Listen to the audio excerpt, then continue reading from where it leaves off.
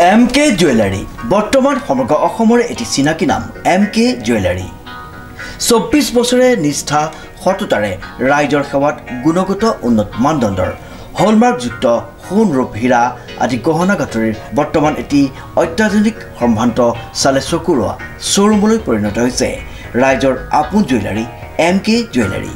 বিয়া বাৰু জন্মদিন বা অন্য কোনো বিশেষ মুহূৰ্তত আপোনজনক যদি সোণ ৰূপ হীৰা বা অন্য যিকোনো গহনা উপহাৰ দিব বিচাৰে তেন্তে MK জুৱেলাৰীক সদায় পাব আপোনালোকৰ কাষত। প্ৰিয় গ্ৰাহকসকলৰ যদি সোণ ৰূপ বা তাম আদি গহনা গাঁথৰিৰ কোনো সমস্যা থাকে তেন্তে আমি আমাৰ নিজা কাৰখানাত ততাতৈয়াকৈ গ্ৰাহকৰ সুবিধাৰ প্ৰতি লক্ষ্য ৰাখি তৎক্ষণাত সমাধা কৰোঁ। আপোনাৰ মৰমৰ পুত্ৰ বা জীয়ৰীৰ শুভ বিবাহৰ বাবে আমাৰ শ্বৰুমত হলমাৰ্কযুক্ত বিয়াৰ সম্পূৰ্ণ গহনা পোৱা যাব উচিত মূল্যত আৰু উচিত মানদণ্ডত। পুৰণি সোণৰ গহনা সলনি কৰি অত্যাধুনিক ন ডিজাইনৰ গহনা আমাৰ MK জুৱেলাৰীৰ পৰা ক্ৰয় কৰিব পাৰিব। প্ৰিয় গ্ৰাহকসকলক সম্পূৰ্ণ বিশ্বাসযোগ্যতাৰে আমাৰ শ্বৰুমৰ পৰা কোনো অসুবিধা নোপোৱাকৈ সেৱা আগবঢ়োৱাই আমাৰ একমাত্ৰ লক্ষ্য।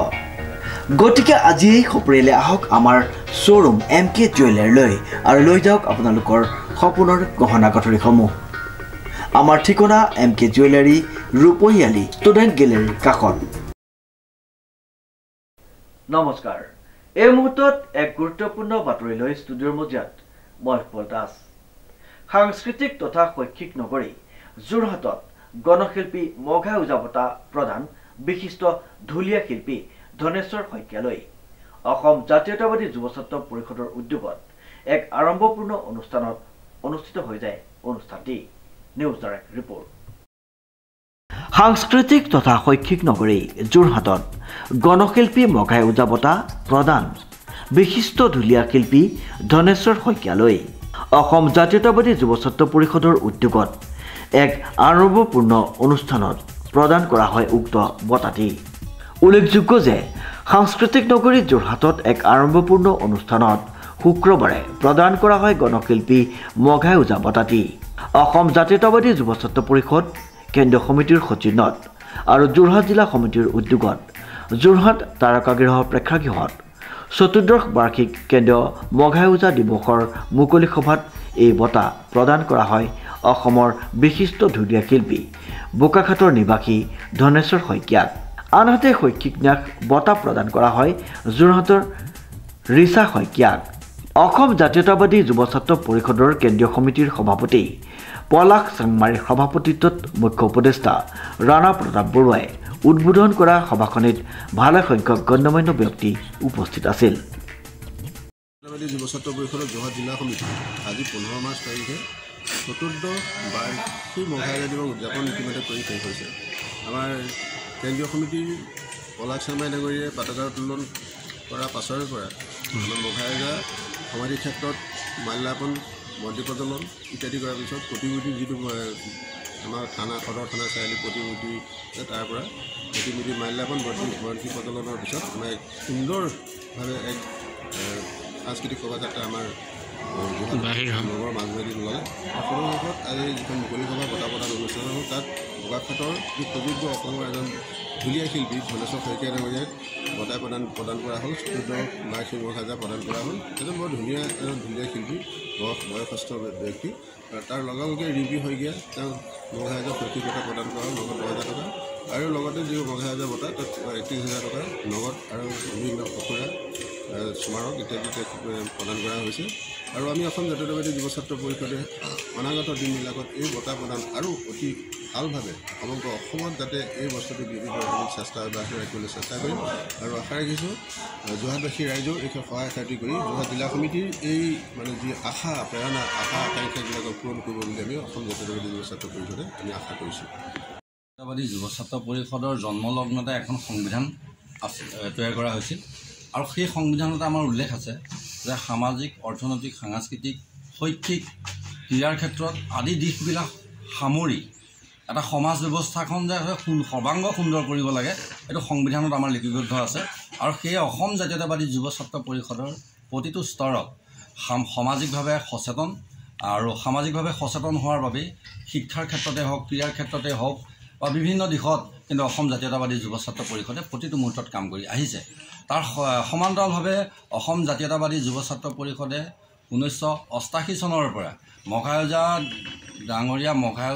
ডাঙৰীয়া ঢুকাইছিলে তেখেত 1978 চনৰ 15 মাৰ্চ তাৰিখে। আৰু সেই দিনটোক অসম জাতীয়তাবাদী যুৱ ছাত্ৰ পৰিষদে আজিৰ দিনটোক মঘাইওজা দিৱস হিচাপে পালন কৰি আহিছে। আৰু সেই 1988 চনৰ পৰা আজি 2024 তাৰিখ পৰ্যন্ত পালন কৰি আহিছে। 2010 চনত অসম জাতীয়তাবাদী যুৱ ছাত্ৰ পৰিষদ যোৰহাট জিলা সমিতিয়ে মঘাইওজা যিখন সমাধি ক্ষেত্ৰ আছে সেই সমাধি ক্ষেত্ৰখন পকীকৰণ কৰি স্থায়ীকৈ নিৰ্মাণ কৰিছিলে। 2011 চনৰ পৰা অসম জাতীয়তাবাদী যুৱ ছাত্ৰ পৰিষদ যোৰহাট জিলা সমিতিয়ে আজি তাৰিখলৈকে একাধিক্ৰমে মঘাইওজা বঁটা প্ৰদান কৰি আহিছে। আৰু বিভিন্নজনক যিসকল ঢোলৰ কৃষ্টিৰ লগত জড়িত যিসকল ঢুলীয়া শিল্পী আৰু লোক শিল্পী তেনেধৰণৰ শিল্পীসকলক এই বঁটা প্ৰদান কৰি আহিছে। আৰু এই বঁটাত নগদ ধনৰ সৈতে বিভিন্ন অন্যান্য সামগ্ৰীও আছে। গতিকে যোৱা 2023 বৰ্ষৰ পৰা মঘাইওজাৰ বঁটাৰ লগত সংগতি ৰাখি আমি এটা শৈক্ষিক বঁটাৰ আমি চিন্তা চৰ্চা কৰি এটা শৈক্ষিক বঁটা আমি প্ৰদান কৰিছোঁ। আজি দ্বিতীয় বৰ্ষ হৈছেই। আমি অহা বছৰলৈ আমি চিন্তা কৰিছোঁ যে মঘাইওজা বঁটাৰ লগত যেনেধৰণে আমি আজি শৈক্ষিক ন্যাসৰ এটা বঁটা আমি যোগ কৰিলোঁ, আৰু ঠিক অহা বছৰলৈ আমি এটা ক্ৰীড়াৰ ক্ষেত্ৰত আমি এটা বঁটা যোগ কৰিব পাৰোঁ নেকি, এই কথাখিনি আমি চিন্তা চৰ্চা কৰি আগবঢ়াই নিম।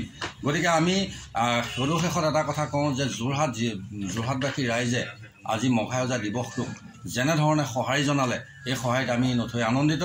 আৰু তেখেতসকলে সমগ্ৰ যোৰহাটবাসী ৰাইজলৈ আজিৰ দিনটোতে আমি অসম জাতীয়তাবাদী যুৱ ছাত্ৰ পৰিষদ যোৰহাট জিলা সমিতিৰ তৰফৰ পৰা আন্তৰিক শুভেচ্ছা আৰু আন্তৰিক শুভকামনা জ্ঞাপন। প্ৰথমে মই অসম জাতীয়তাবাদী যুৱ ছাত্ৰ পৰিষদৰ সভাপতি সম্পাদককে প্ৰমুখ্য কৰি প্ৰতিজন বিষয়ববীয়ালৈকে এই বঁটাটোৰ বাবে নিৰ্বাচন কৰাৰ বাবে মোক আন্তৰিক ধন্যবাদ জ্ঞাপন কৰিছোঁ। আজি এই বঁটাটো পাই মোৰ মানে আনন্দটো মই সঁচাকৈ শব্দৰে ব্যাখ্যা কৰিব পৰা নাই। কিমান মানে ফূৰ্তি লাগিছে, কিমান ভাল লাগিছে। আজি মোৰ লগতে মোৰ মা দেউতা, মোৰ গাঁৱৰ সকলোৱে এই বঁটাটো লাভ কৰাৰ বাবে গৌৰৱ অনুভৱ কৰিব। এই ক্ষেত্ৰত মই সকলোকে ধন্যবাদ জনাইছোঁ। তেওঁলোকে এই কাৰ্যসূচী যাতে আগলৈও এনেকৈ বৰ্তাই ৰাখে, আমাৰ নৱপ্ৰজন্মক উৎসাহ দি যায় আগন্তুক শিক্ষাৰ ক্ষেত্ৰতো আৰু ভাল হ'বলৈ মানে সেয়াই আৰু। অসম জাতীয়তাবাদী যুৱ ছাত্ৰ পৰিষদ কেন্দ্ৰীয় সমিতিৰ সৌজন্যত যোৰহাট জিলা সমিতিৰ উদ্যোগত চতুৰ্দশ বাৰ্ষিক মঘাইওজা দিৱসটি আজি উদযাপন কৰা হৈছিলে দিনজোৰা কাৰ্যসূচীৰে। আৰু এই কাৰ্যসূচীৰ লগত সংগতি ৰাখি আজি যি মঘাইওজা বঁটা প্ৰদান কৰা হৈছিলে, এগৰাকী বিশিষ্ট ঢুলীয়া শিল্পী তথা এগৰাকী সমাজ সচেতন ব্যক্তি ধনেশ্বৰ শইকীয়া ডাঙৰীয়া বোকাখাটৰ তেখেতক আজি এই বঁটা প্ৰদান কৰা হৈছে।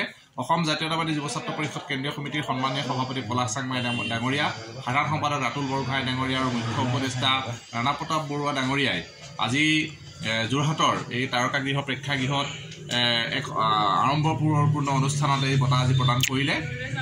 আৰু তেখেতেও ধনেশ্বৰ শইকীয়া ডাঙৰীয়াই এই বঁটা গ্ৰহণ কৰি শিল্পীসকলৰ যে সমাজৰ প্ৰতি এক বিশেষ দায়বদ্ধতা আছে, সমাজৰ বিপদৰ সময়ত যে শিল্পীসকলৰ কৰণীয় আছে, সেই কথাখিনি কিন্তু তেখেতে উল্লেখ কৰিছে। আৰু বৰ্তমান যিসকল শিল্পীয়ে আজিৰ তাৰিখত এই সমাজৰ এই দুদিনৰ সময়ত যিসকলে পৃষ্ঠভংগ দিছে বা যিসকলে এই সমস্যাবিলাকৰ পৰা নিজকে আঁতৰাই ৰাখিছে, তেওঁলোকক কিন্তু কঠোৰ ভাষাৰেও সমালোচনা কৰিছে। গতিকে আমি ধনেশ্বৰ শইকীয়া ডাঙৰীয়াক আমি ধন্যবাদ জ্ঞাপন কৰিছোঁ আজি আমাৰ ইয়াত বঁটা গ্ৰহণ কৰাৰ বাবে। লগতে আমি দ্বিতীয় বৰ্ষৰ বাবে যি মঘাইওজা শৈক্ষিক ন্যাস বঁটা, এই বঁটা ৰিষা শইকীয়াক আজি প্ৰদান কৰা হৈছে। আমি ছাত্ৰীগৰাকীৰ উজ্জ্বল ভৱিষ্যত কামনা কৰিছোঁ। লগতে আজি এই অনুষ্ঠানটো সৰ্বাংগ সুন্দৰভাৱে অনুষ্ঠিত হোৱাৰ ক্ষেত্ৰত যোৰহাটৰ ৰাইজে, যোৰহাটৰ বিভিন্ন দল সংগঠন ৰাইজে যি সহায় সহযোগিতা আগবঢ়ালে তাৰ বাবে আমি সকলোলৈকে ধন্যবাদ জ্ঞাপন কৰিছোঁ।